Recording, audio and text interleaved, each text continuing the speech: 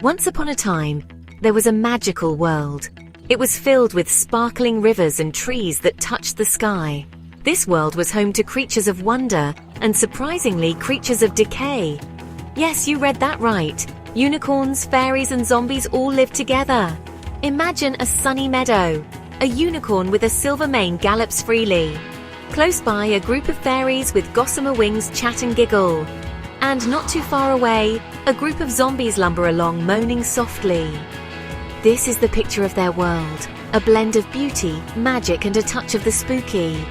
It might seem strange, but this is how it had always been. They were bound by the magic of their world and the need to coexist. The unicorns were creatures of pure magic. Their horns shimmered with an inner light. They were gentle giants, their hooves barely touching the ground as they moved. They spoke in soft whinnies, only understood by the fairies and, oddly enough, the zombies. The fairies were tiny and bright. Their wings buzzed like tiny harps as they flew. They were playful and mischievous. They loved nothing more than to play tricks on the zombies, though they were always careful not to be unkind.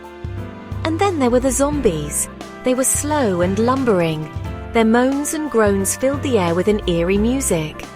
They were drawn to the magic that emanated from the unicorns and fairies. It seemed to soothe their decaying forms.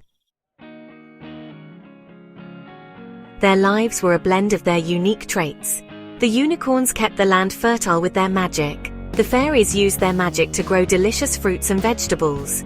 Even the zombies played a role. They helped clear the fallen leaves and branches. Their slow, deliberate movements strangely suited to the task. Their differences were what made their world work. They relied on each other, understanding that each creature had a part to play. It wasn't always easy, of course.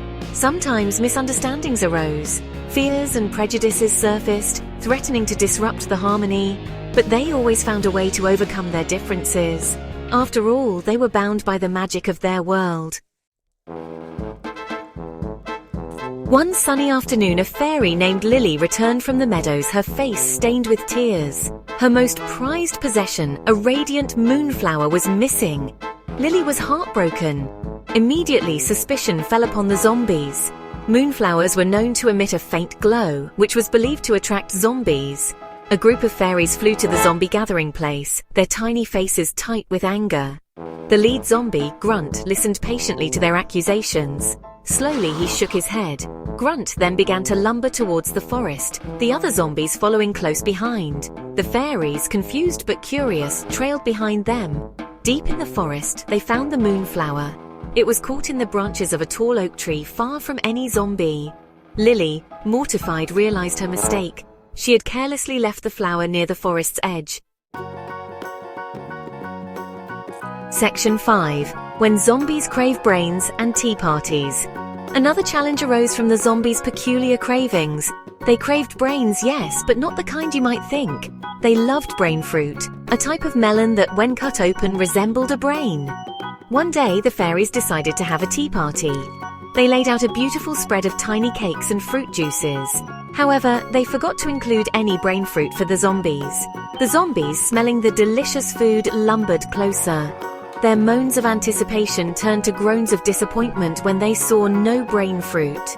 The fairies, initially scared, quickly understood the situation. Lily, remembering the moonflower incident, quickly flew off. She returned with a basket overflowing with juicy brain fruit. The zombies, their moans now turning into happy grunts, joined the tea party.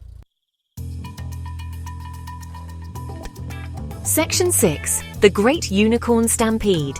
The biggest challenge came when the unicorns, startled by a flock of brightly colored birds, stampeded. They ran through the meadows, their powerful hooves threatening to trample everything in their path.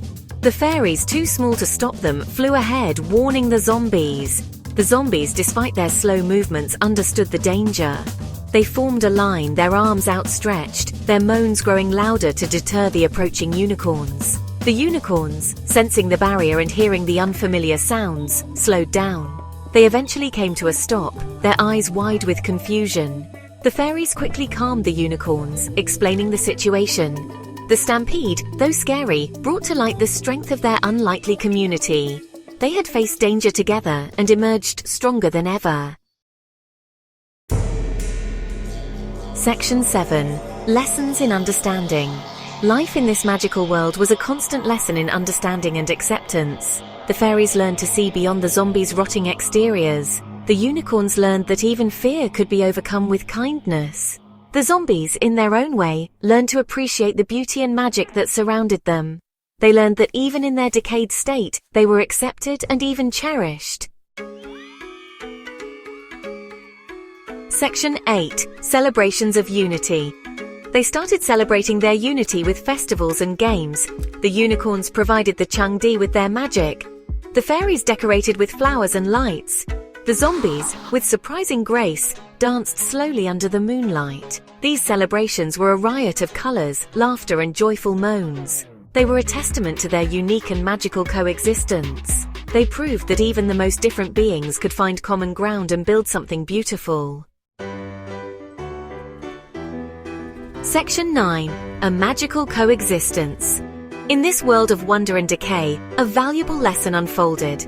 The unicorns, fairies, and zombies, so vastly different, showed the true meaning of coexistence. They embraced their differences, celebrated their strengths, and found harmony in their unlikely friendship. Their story is a reminder that even in a world filled with differences, kindness, understanding, and a bit of magic can create a world where everyone belongs. A world where everyone can simply exist together.